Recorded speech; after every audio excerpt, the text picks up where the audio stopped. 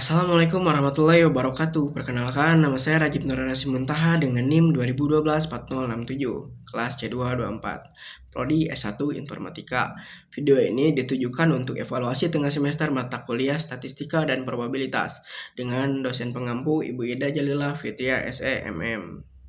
Nah, pertama-tama mari kita mengenal istilah dari populasi. Populasi adalah seluruh objek atau individu yang menjadi sasaran penelitian. Contohnya semua mahasiswa dari Informatika angkatan 2024. Nah, dikarenakan meneliti seluruh populasi seringkali tidak efisien, maka kita menggunakan yang namanya sampel. Sampel adalah sebagian kecil dari populasi yang mewakili keseluruhan.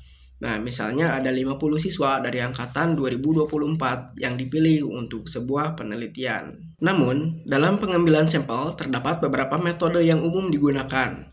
Nah, dan yang pertama ada random sampling. Random sampling di mana setiap anggota populasi memiliki peluang yang sama untuk dipilih. Nah, dan yang kedua ada stratified sampling, yaitu membagi populasi ke dalam kelompok-kelompok tertentu dan mengambil sampel dari masing-masing kelompok. Nah, lalu yang ketiga ada cluster sampling dengan membagi populasi menjadi beberapa kelompok dan memilih satu atau beberapa kelompok secara acak. Nah, dan yang keempat ada convenience sampling, yaitu pengambilan sebuah sampel berdasarkan mudahnya akses. Setelah kita mengenal sampling, maka sekarang kita masuk ke dalam skala data. Skala data merupakan tingkatan pengukuran yang digunakan untuk mengklasifikasikan atau mengukur sebuah data.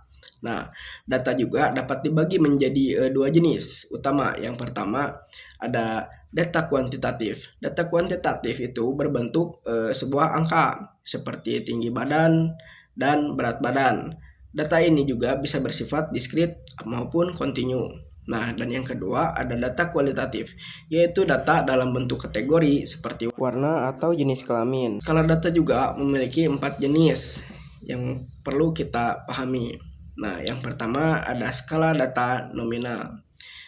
Skala data nominal digunakan untuk membedakan kategori tanpa urutan tertentu seperti warna atau jenis kelamin. Nah, dan yang kedua ada skala data ordinal, memiliki urutan tetapi jarak antar kategorinya tidak dapat diukur secara pasti seperti tingkat kepuasan.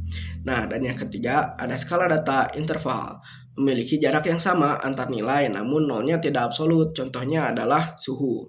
Nah, dan yang terakhir ada rasio, memiliki jarak yang sama antar nilai dan titik nol yang absolut seperti berat atau kecepatan. Nah, setelah mengenal skala data, lalu kita harus mengetahui apa itu korelasi. Nah, korelasi adalah ukuran yang menunjukkan hubungan antara dua variabel sekaligus seberapa kuatnya hubungan tersebut.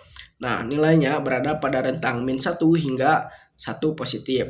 Nah, +1 menunjukkan hubungan positif yang sempurna. Nah, dan 0 menunjukkan tidak adanya hubungan. Dan -1 menunjukkan hubungan yang negatif sempurna. Nah, korelasi juga memiliki beberapa metode yang sering digunakan untuk mengukur. Antara lain yang pertama ada Pearson. Pearson digunakan untuk data interval atau rasio dengan distribusi yang normal. Nah, dan yang kedua ada data Spearman. Digunakan untuk data ordinal atau data yang tidak berdistribusi normal. Dan yang terakhir ada Kendall Tau. Cocok untuk data ordinal dengan banyak nilai yang sama seperti data ranking. Nah, selanjutnya ada interpretasi nilai korelasi. Nah, dari 0 hingga 0,19 hubungannya sangat lemah. Nah, dan 0,20 hingga 0,39 hubungannya hanya lemah. Nah, 0,40 hingga 0,59 hubungannya sedang, 0,60 dan 0,79 hubungannya kuat, 0,80 hingga 1 hubungannya sangat kuat. Nah, demikian penjelasan mengenai populasi, sampel, skala data hingga korelasi. Semoga video ini membantu pemirsa memahami konsep dari dasarnya dengan lebih mudah. Terima kasih sudah menonton. Wassalamualaikum warahmatullahi wabarakatuh.